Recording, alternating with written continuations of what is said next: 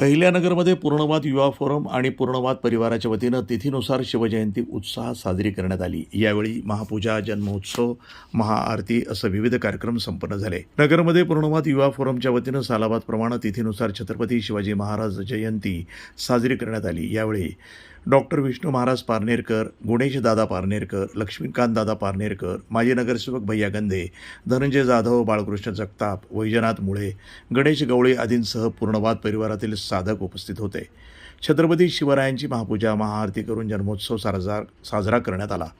मान्यवरांनी शिवछत्रपतींचे विचार समाजात रुजवण्यासाठी पूर्णवाद परिवार करत असलेल्या कार्याचा यावेळी गौरव केला। शिवव्याख्याते बाळकृष्ण जगताप यांनी छत्रपती शिवरायांचा जीवनपट उलगडून उपस्थितांना खेळवून ठेवलं।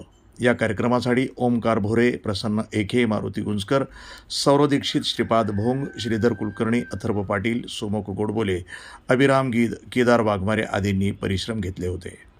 मानतो की अशा चांगल्या प्रकारे होणाऱ्या उत्सवासाठी मला येण्याची आपण संधी दिली। खरं म्हणजे आज आपण पाहतो तर महाराजांचे विचार आणि आचार आपल्या लोकांमध्ये खरं म्हणजे आपल्याला सांगण्याची गरज आहे।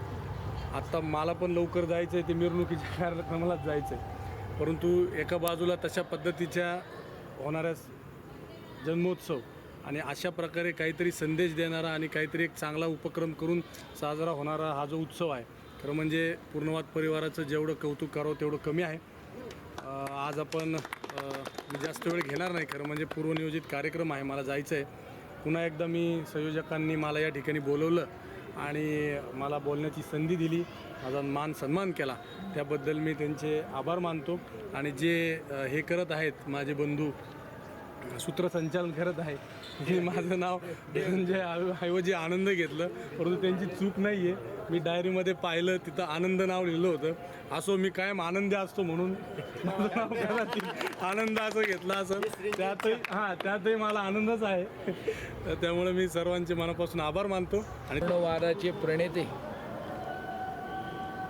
आदरणीय परमपूज्य पारनेरकरजी महाराज की ज्यांनी हे सांगितले की नीती म्हणजे माणूस।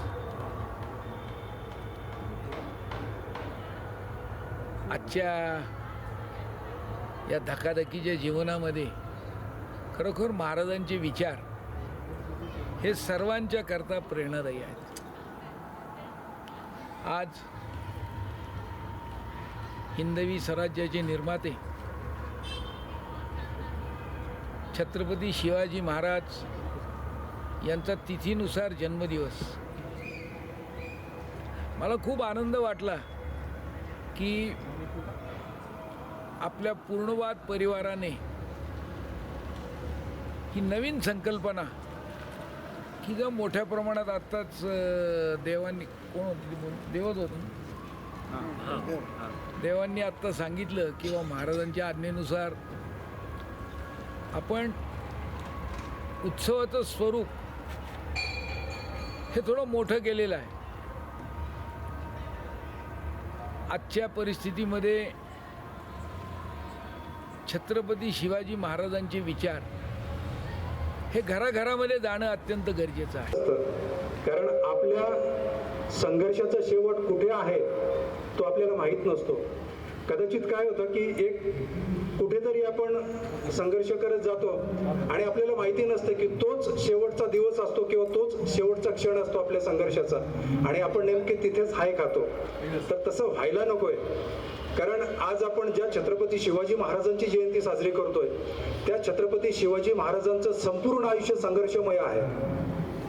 छत्रपती शिवाजी महाराजांनी जेव्हा मिर्झा राजांबरोबर तह केला तेव्हा त्यांनी जिंकलेले 23 किल्ले त्यांना परत करावे लागले, आणि त्याबरोबर त्यांना त्या मिर्झा राजेबरोबर आग्र्याला जावं लागलं, आणि तेही शंभूराजांसोबत। तिथेही त्यांना नजरकैदेत राहावं लागलं, परंतु महाराजांनी शांत राहिले, शांत डोक्याने विचार केला आणि तिथून स्वतःची सही सलामत सुटका करून घेतली, शंभूराजांची सुटका केली।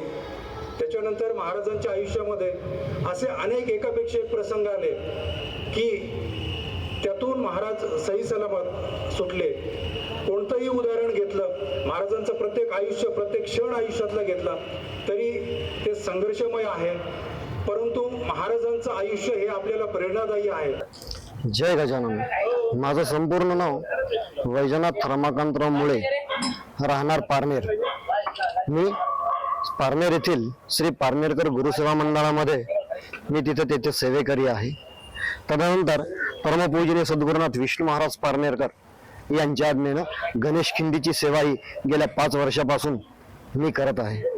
आता आपल्याला याबद्दल नुसतीच उत्सुकता आहे की नेमकी शिवराम म्हणजे काय आणि शिवराम चळवळ ही कशा प्रकारे कार्य करते, ही उत्सुकता आपल्या सर्वांच्या अंतःकरणामध्ये आहे.